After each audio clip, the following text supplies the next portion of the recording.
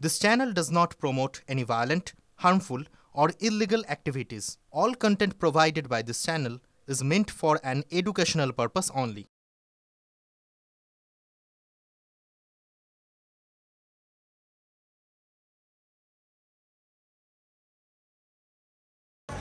রাত পোহালেই এসএসসির শিক্ষক নিয়োগের নবম ও দশম শ্রেণীর শিক্ষক নিয়োগের পরীক্ষা এবং আপনাদেরকে জানিয়ে রাখি সমস্ত পরীক্ষা কেন্দ্রে কড়া নজরদারি থাকছে। ঠিক দুপুর 12টা থেকে পরীক্ষা শুরু হবে, চলবে দুপুর 1টা পর্যন্ত। এবং আপনাদেরকে জানিয়ে রাখি বিশেষভাবে সক্ষমদের অতিরিক্ত 30 মিনিট সময়ও দেওয়া হবে। রাজ্য জুড়ে প্রায় 636টি সেন্টারে পরীক্ষা নেওয়া হবে। পরীক্ষার্থীদের সকাল 10টার মধ্যে সেন্টারে ঢুকতেই হবে। এবার মোট 35,726টি পদে নিয়োগ বিজ্ঞপ্তি প্রকাশ করা হয়েছে। যদি কোনো পরীক্ষার্থীর অ্যাডমিট কার্ড অসম্পূর্ণ থাকে তাহলে তাদের পরিচয়পত্র হিসেবে পরীক্ষার দিন, আধার ও ভোটার কার্ড সঙ্গে রাখতে হবে। ভুয়ো পরীক্ষার্থী রুখতে এই পদক্ষেপ বলে জানানো হয়েছে। প্রশ্ন ফাঁস রুখতে পরীক্ষা কেন্দ্রে বাধ্যতামূলকভাবে থাকতে হবে সিসিটিভি ক্যামেরা। কোন কোন পরীক্ষা কেন্দ্রে কিরকম তল্লাশি হবে সেই সিদ্ধান্ত নেবে জেলা পুলিশ। চরম সতর্কতার মধ্যে এসএসসির পরীক্ষা হচ্ছে। 7 তারিখ আগামীকাল এসএসসির পরীক্ষা। তার আগে আমরা রয়েছি যাদবপুর বিদ্যাপীঠে, যেখানে কিন্তু পরীক্ষার্থীরা এসে যেখানে পরীক্ষা দেবেন সেই যে তাদের রোল নাম্বার সেটা কিন্তু নির্দিষ্ট বেঞ্চে বসানোর কাজ চলছে। এবং আমরা দেখতে পাচ্ছি যে সেই কাজ এখন হচ্ছে, যেখানে কোন পরীক্ষার্থী কোথায় বসবেন তা চিহ্নিত করে দিচ্ছেন দিদিমণিরা। তার সঙ্গে সঙ্গে এখানেও রয়েছেন বিদ্যালয়ের যিনি ইনচার্জ, ভেন্যু ইনচার্জ, সেই প্রধান শিক্ষকও তিনি এখানে রয়েছেন এবং তার তদারকিতেই সব কাজ হচ্ছে। আমি সরাসরি ছবিটা দেখাতে বলবো যে প্রত্যেকটি পরীক্ষা কেন্দ্র একেবারে সিসিটিভি মনিটরিংয়ে রয়েছে। সেই সিসিটিভি রয়েছে যাদবপুর বিদ্যাপীঠে। প্রতিটা ঘরে পরীক্ষা হবে, সেই পরীক্ষার সিট অ্যারেঞ্জমেন্ট করা, আমাদের পরীক্ষার্থীর যে নির্দেশাবলী, তারা কোন কোন জিনিস নিয়ে আসতে পারবেন, কী কী নিয়ে আসতে পারবেন না, বিভিন্ন ফ্লোরে কারা পরীক্ষা দেবেন সেই হিসাবে তাদের একটা লিস্ট করে রাখা, সবটাই আমরা করছি। আমরা প্রত্যেকটা পরীক্ষার যে রুমে পরীক্ষা হবে প্রত্যেকটা রুমে সিসি ক্যামেরা আছে আমাদের। এরকম একাধিক ক্লাসরুমে পরীক্ষা হবে এবং কোনো অসুবিধা যাতে পরীক্ষার্থীদের না হয়, স্কুল সার্ভিস কমিশনের প্রত্যেকটি নির্দেশ মেনে সেই পরীক্ষার্থীদের সুযোগ সুবিধা সেটাকে কিন্তু বাস্তবায়ন করা হয়েছে যাদবপুর বিদ্যাপীঠে। ক্যামেরা অভিজিতের সঙ্গে সুমন, TV9 বাংলা, কলকাতা।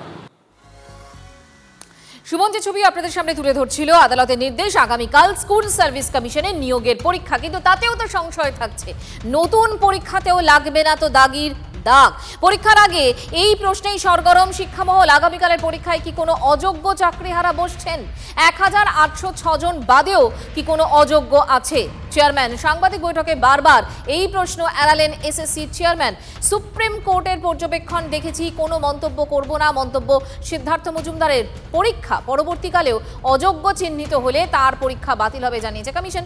কোনো দাগি চাকরিহারা যেন নতুন নিয়োগের পরীক্ষায় না বসেন বারবার কমিশন এবং রাজ্যকে সতর্ক করেছে সুপ্রিম কোর্ট। আপনারা কি দাগিদের ব্লু আই মনে করেন? কেন বারবার তাদের পাশে দাঁড়ানোর চেষ্টা করছেন? কোর্টের এই প্রশ্নের মুখেও পড়তে হয়েছে। 158 জন দাগি পরীক্ষায় বসছেন বলে দাবি করেছেন শুভেন্দু অধিকারী। আমি এ ব্যাপারে কোনো মন্তব্য করব না। এইটা নিয়ে প্রশ্নটা পুনরাবৃত্তি করবেন না আমার, কারণ সময়েরও ব্যাপার আছে, আমি চলে যাব না। ওইটা নিয়ে না আজকে আলোচনাও করব না, প্রশ্নও করবেন না দয়া। না, আমি জানি সুপ্রিম কোর্টের অবজারভেশন আমি পড়েছি, আমি সবই পড়েছি। এটা নিয়ে আমি কোনো আজকে আলোচনা বা প্রশ্নের উত্তর দেব না, এটা আমি স্পষ্টভাবে জানিয়ে দিলাম প্রথমেই। একই প্রশ্ন পুনরাবৃত্তি করে সুপ্রিম কোর্টের রায় আছে যে অযোগ্যরা যাদের নাম লিস্টে আপাতত বেরিয়েছে তারা পরীক্ষায় বসবে না। এই চেষ্টা এখনো চলতে পারে। বিহাইন্ড দ্য কার্টেন বা পর্দার আড়াল থেকে এসএসসি এই চক্রান্ত আবার করতে পারে। কারণ এতে রাজ্য সরকারের দুটো লাভ। এক, যারা অযোগ্য তাদের কাছ থেকে টাকা নিয়ে চাকরি দিয়েছে সেই সমস্ত তৃণমূল নেতাদেরকে মারের হাত থেকে বাঁচানোর জন্য, গণপিটুনির হাত থেকে বাঁচানোর জন্য এদেরকে চাকরি আবার পাইয়ে দেওয়ার একটা প্রচেষ্টা থাকতে পারে। দ্বিতীয়, এই ইস্যুতে আবার সুপ্রিম কোর্টে ব্যাপারটা পুরোটা ঘেটে দিয়ে যাতে এই চাকরি প্রার্থীদেরকে আবার বিপদের মুখে ফেলা যায় সেই চেষ্টাও কিন্তু একটা কারণ হতে পারে বলে আমার মনে হয়। এটা অন্তত স্বচ্ছতার সঙ্গে হোক। আর কতবার এই লেখাপড়া জানা যুবক ছেলে মেয়েদের সঙ্গে প্রতারণা করবে সরকার এবং এসএসসি, এটা অন্তত স্বচ্ছভাবে হোক। কিন্তু এসএসসির চেয়ারম্যান কি সে কথাটা বলতে পারলেন না। দাগিরা কেউ পরীক্ষা দিচ্ছেন এ কথাটা কি বলতে পারলেন না। চালের মধ্যে কাকড় মেশাতে মেশাতে এমন করেছে যে ঝাড়াই বাছাই করার পর্যন্ত কোনো সুযোগ নেই, এবং দাগি অথবা অযোগ্যরা বাকিদের সঙ্গে মিলেমিশে নেই, এই কথাটা বলার যোগ্যতা এসএসসি চেয়ারম্যান দেখাতে পারেননি। বিকাশ রঞ্জন ভট্টাচার্য এই মুহূর্তে আমাদের সঙ্গে টেলিফোনে রয়েছেন। বিকাশবাবু, একটা প্রশ্ন তো থেকেই যাচ্ছে, সংশয়ও থেকে যাচ্ছে, যেটা শুভেন্দু অধিকারীও বলছেন যে যারা কালকে বসছেন নতুন করে পরীক্ষা দেবেন তার মধ্যে আবার দাগি অযোগ্য এরা মিলেমিশে নেই তো? মিলেমিশে আছে তো, এই নিয়ে তো এত প্রশ্নের কিছু নেই, মিলেমিশে আছে। কারণ কখনোই ওরা নিশ্চিতভাবে বলতে পারেননি যে কারা কারা এইভাবে দুর্নীতির সঙ্গে সরাসরি যুক্ত। ওদের হলফনামাতেও ওই কথাই বলা আছে যে আমরা নিশ্চিতভাবে বলতে পারছি না। নতুন করে কি বলবে আর। ধন্যবাদ আপনাকে। আমি তো আগেই বলেছি এবারে ও এমআর টেম্পার হবে না, প্রশ্ন বিক্রি হবে। এই এসএসসি হচ্ছে চিটিংবাজ, ফেরেববাজ 420। মোট শিক্ষক শিক্ষিকা টেন্টেড ছিল 1958 জন, 1806 জনকে টেন্টেড ডিক্লেয়ার করেছে। 158 জন টেন্টেড ইনক্লুডিং মুখ্যমন্ত্রীর ভাইজোকে পরীক্ষায় বসাচ্ছে। এই পরীক্ষা অবৈধ পরীক্ষা, এই পরীক্ষা বাতিল হবে এবং প্রশ্ন বিক্রি দেদারে চলছে। স্কুলগুলোতে প্রধান শিক্ষকদের একাংশ এবং তৃণমূলের নেতারা বলছেন যে খাতা খুলে দেখবে, বার পরীক্ষার্থী 50,000 টাকা করে দিতে হবে সেন্টারে। কেন্দ্রীয় সরকারের যে পরীক্ষাগুলো হয়েছে সেগুলোর অনিয়ম জানেন কি ভয়ঙ্কর সব অনিয়মগুলোর অভিযোগ উঠেছে। ফলে একটা সবে কেন বিভ্রান্তি তৈরি করছেন? এতগুলো ছেলে মেয়ে চাকরি পাবে, একটা পরীক্ষা আসছে, পরীক্ষাগুলোকে তো বাদ রাখুন এই রাজনীতির থেকে। যদি কেউ অন্যায় কিছু করে থাকে, সিপিএম জমানা তখন কোনো স্বচ্ছতা ছিল? কম্পিউটার ছিল না, রেকর্ড ছিল না, সব হোল টাইমারদের বাড়িতে বাড়িতে একটা করে সরকারি চাকরি গুঁজে দিয়ে গেছে। তারা বড় বড় কথা বলছে, আর বিজেপি মানে মধ্যপ্রদেশের ওই ব্যাপক কেলেঙ্কারি।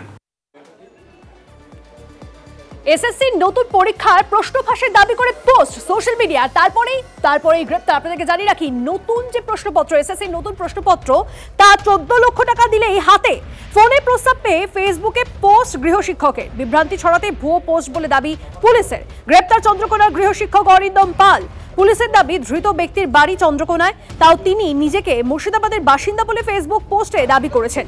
এসএসসির নতুন পরীক্ষার প্রশ্নপত্র বিক্রি হচ্ছে বলে শুভেন্দুর বিস্ফোরক দাবির কয়েক ঘন্টার মধ্যেই সোশ্যাল সাইটে বিভ্রান্তি ছড়ানোর অভিযোগে গ্রেপ্তার গৃহশিক্ষক।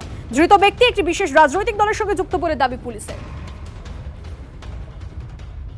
আবার গ্রেপ্তার হলো অরিন্দম নামে বিজেপির একজন কর্মী, মিথ্যে ফেসবুক পোস্ট করেছিল, ফেক ফেসবুক পোস্ট বলা হয়, চন্দ্রকোনা বিধানসভার মাংরুল জিপি থেকে। দিল্লির অমিত মালব্য থেকে অরিন্দম পর্যন্ত, এই যে অরিন্দম বলে যে ছেলেটি গ্রেপ্তার হলো, সবাই এক, সবাই মিথ্যে, সবাই ফেক। উদ্দেশ্য একটাই, বাংলাকে হেয় প্রতিপন্ন করা।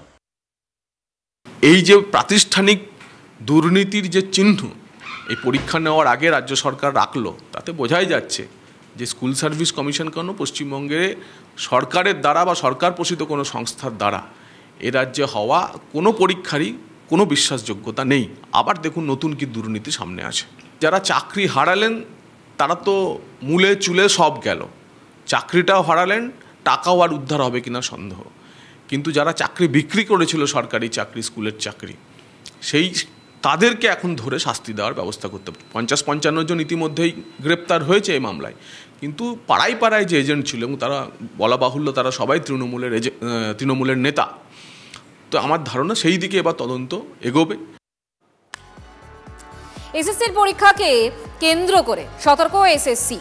এবারের পরীক্ষা 2025 সালের নতুন নিয়মে, আর এই পরীক্ষার প্যানেলের প্রাথমিক মেয়াদ 1 বছর। সরকারের অনুমতিক্রমে আরও 6 মাস মেয়াদ বাড়াতে পারে এসএসসি, অর্থাৎ প্যানেলের সর্বোচ্চ মেয়াদ হতে পারে 1.5 বছর। প্যানেলের মেয়াদ পেরিয়ে গেলে আর কোনো কাউন্সেলিং করবে না এসএসসি। নিরাপত্তাজনিত যে তল্লাশি হয় তার জন্য আরও সময় লাগতে পারে, সেজন্য 10টার সময় উপস্থিতি, এটা আমরা প্রত্যেক পরীক্ষার্থীকে অনুরোধ করছি। প্রত্যেকে যেটা নিয়ে যেতে পারবেন সেটা হচ্ছে একটি স্বচ্ছ পেন, যদিও আমরা প্রত্যেক পরীক্ষার্থীর জন্য পেনের বন্দোবস্ত রেখেছি। এমন নয় যে তার পেনটা যদি অনুপযুক্ত হয় তাহলে তিনি পরীক্ষা আর দিতে পারবেন না। অ্যাডমিট কার্ড ছাড়া পরীক্ষা কেন্দ্রে প্রবেশ একেবারেই অনুমতিযোগ্য নয়। আর অ্যাডমিট কার্ডে বারকোড স্ক্যানার আছে, অর্থাৎ অ্যাডমিট কার্ডটি মানে আমরা আমাদের ওয়েবসাইট থেকে ডাউনলোড করা কিনা সেটাও খুব সহজে বোঝা যাবে। কোনোভাবে যদি প্রশ্নপত্র কেউ ছবি কোনো রকম কোনো প্রশ্ন লিখে চেষ্টা কেউ করেন, কোন পরীক্ষার্থীর প্রশ্নপত্র থেকে সেটা হয়েছে আমরা সে অবধিও ধরতে পারবো। সিকিউরিটি ফিচারগুলো একদম, যদি 3,19,000 পরীক্ষার্থী থাকেন তাহলে 3,19,000 ভিন্ন সিকিউরিটি ফিচার থাকছে। ওএমআর উত্তরপত্রের মধ্যে 1 থেকে 5 যদি কেউ পূরণ না করেন তার উত্তরপত্রটি দেখা যাবে না, ওটাই বাতিল বলে গণ্য হবে। এই সরকারের আমলে, এই সরকারের তত্ত্বাবধানে মেধার মর্যাদা দিয়ে কোনো স্বচ্ছ নিয়োগ সম্ভব নয়। পরীক্ষা ব্যবস্থাকে সম্পূর্ণভাবে কলুষিত করে দিয়েছে তৃণমূল কংগ্রেস।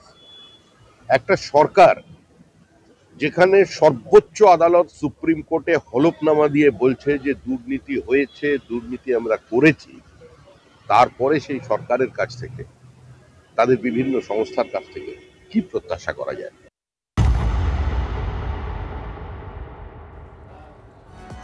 আদালতের নির্দেশে অবশেষে আত্মসমর্পণ চন্দ্রনাথ সিনহার। প্রাথমিক নিয়োগ দুর্নীতি মামলায় ইডির বিশেষ কোর্টে তিনি আত্মসমর্পণ করলেন, এমনটাই জানা যাচ্ছে। আরো একবার আপনাদেরকে জানিয়ে রাখি, 10,000 টাকার বন্ডে জামিন মঞ্জুর। চন্দ্রনাথকে 7 দিনের হেফাজতে চেয়ে আবেদন জানায় ইডি, কিন্তু তা খারিজ করে দেওয়া হয়। 16 সেপ্টেম্বর মামলার পরবর্তী শুনানি। ওই দিন পর্যন্ত বোলপুরেই থাকতে হবে চন্দ্রনাথকে। আগামীকাল এসএসসি নিয়োগের পরীক্ষা, তার আগে নিয়োগ দুর্নীতির মামলাতেই আত্মসমর্পণ করে জামিন পেলেন রাজ্যের এক মন্ত্রী। একটা কথাই বলবো, বিচার ব্যবস্থার প্রতি আমার আস্থা আছে, আশা করি সঠিক বিচার পাবো। রাজ্যের একজন ক্যাবিনেট মিনিস্টার এবং ঘটনাচক্রের তিনি কারামন্ত্রী, তো কারামন্ত্রীকে যদি অভিযুক্ত হিসেবে আদালতে আত্মসমর্পণ করতে হয়, সেটা তো বাংলা এবং বাঙালির জন্য খুব একটা সুখের বিষয় না, অস্মিতার বিষয় না, এটা লজ্জার। পশ্চিমবঙ্গে যে চাকরির দোকান কলকাতার বেহালার বাইরেও জেলায় জেলায় খোলা হয়েছিল, ইডির চার্জশিটে তা একবার প্রমাণিত হয়েছে। উনি মন্ত্রীমশাই আছেন এবং আশা করব উনি ষড়যন্ত্রী মশাই নন। ইডি যে অভিযোগ এনেছে তাতে এটাই প্রমাণ হচ্ছে, যেটা আমরা বিরোধীরা বারবার বলছি, যে চাকরির দোকান সারা পশ্চিমবঙ্গেই ছড়িয়েছিল। তাতে দ্বিতীয় মন্ত্রী হিসাবে আর একজন অভিযুক্তও হলেন। ওনার তো বোধ হয় বেল জামিন হয়তো ভালো জিনিস। ইডি বলেছে প্রভাবিত করতে সাক্ষীদের, সেটা ইডি কি বলছে সেটা আমার বাবা ওনাকে জিজ্ঞেস করো। চন্দ্রনাথ সিনহারা হাত পায়ের আঙুল ঠাঙুরের মতন খুব বেশি হলে, এ কান পর্যন্ত ওঠেনি, এ কানের ওপরে উঠেছে যদি কেউ বলেন অনুব্রতরা, কিন্তু এই হাত পা আঙুল কান এসব ধরে লাভ কি? ঘাড়ের গোড়া এসব ধরে লাভ কি? মাথাগুলোকে তো ধরতে হবে। মাথাগুলোকে না ধরে এই ঠ্যাং হাত পা ধরে বেশি নাড়াচাড়া করে লাভ হবে না।